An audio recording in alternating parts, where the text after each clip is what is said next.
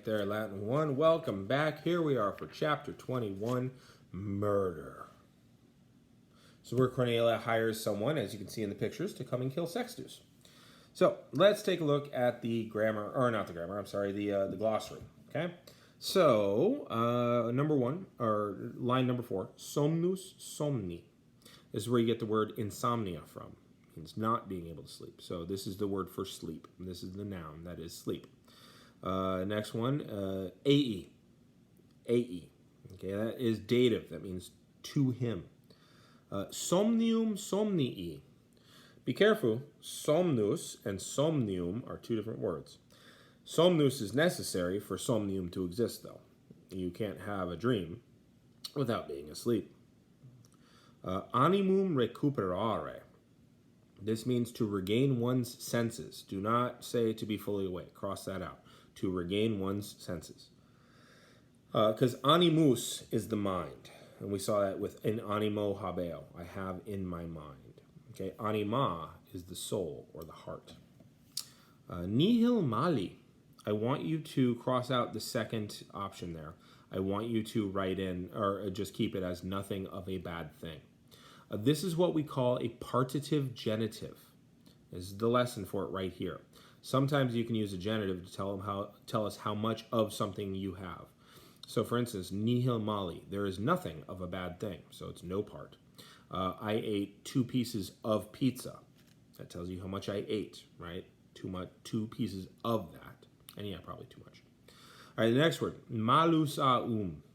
Malus aum. I love this word. Malus is where we get maleficent, malicious, malice, stuff like that. But it's interesting because the neuter of this, malum, means an evil deed or a wicked deed.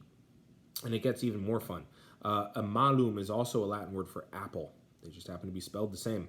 So malum is an apple, which is, if you look back throughout like most movies, there's 2 ways to make someone seem like a bad guy. 1, if they park in a handicapped space and they're not, they're a bad guy. 2, if they're eating an apple. Think back to all the movies where apples are involved. It's almost always the bad guy who's eating an apple. Even at the time where Leonidas is eating an apple, they're like stabbing people to death in 300. He's not necessarily the bad guy there, but he's doing bad stuff. So apples are a shorthand for people being bad guys. And the reason is because the word malum in Latin sounds a lot like the word malum in Latin. One means evil and one means apple, and you can't tell the difference. And that's where we get the idea that in the Garden of Eden, the snake gave Eve an apple. He didn't. It just says fruit. I like to think passion fruit because then they realized they were naked, but whatever. But yeah, an apple. And so the apple becomes this symbol of evil, bad stuff happening. Obdormio, obdormire, obdormivi, obdormiturum. Okay? This means to go to sleep. This isn't the same as sleeping. This is what my daughter does, and then she doesn't sleep for 2 hours. Okay? Let's see. Corpus corporis. This is a neuter noun. Heads up. This is where we get corpse or core, like if you're in ROTC, the Marine Corps. But corpus corporis. This is corporeal, incorporation, corporate. All of those words have to do with the body. Stercus stercoris has to do with something outside of the body. This is dung or poop. Okay. This is the finished product that we make food into. Supra. This means above, as in over someone or hanging above them, or even laying atop them. Okay. Mane. Mane. And when I had really long hair, I used to think that I would comb my hair in the mane, my mane. The next one, punio, punire, punivi, puniturum. Or I'm sorry, punitum.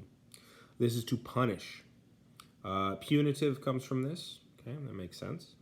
Let's see, there is a lot of vocab here. So I think I'm going to actually finish this page and then we'll stop and we'll pick it up on the next page in the next video. Now, when you run into a glossary like this, take a look at the lines. And it's because punio and obdormio, those both took standard forms across the board that you could predict. The ones underneath, they have stems that change or do weird things. Okay, so it doesn't mean that you've never seen it, but it does mean that it's possible you've never seen those stems. but notice that it has line numbers. So when you're looking in your glossary, also look down there too. Okay. All right. Surgo, surgera, surexi, surecturum. This means to rise. Don't say to get up, just say to rise. This is where you get insurrection, resurrection, and stuff like that. Next one, sum esse fui futurum. Sum esse fui futurum. This means future.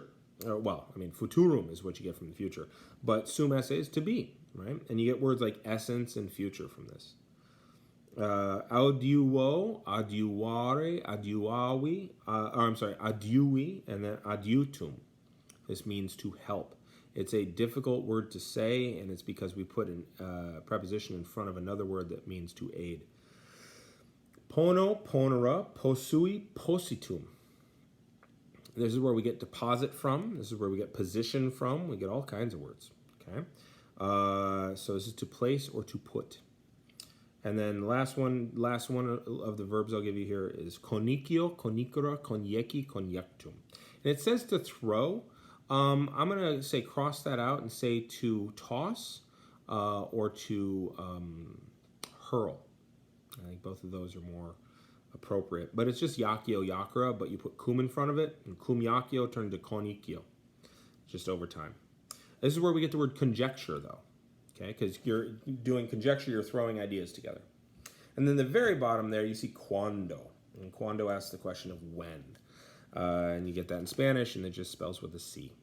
All right, so that's it for the glossary for this video. Go ahead and read pages 178 and 179, by the way.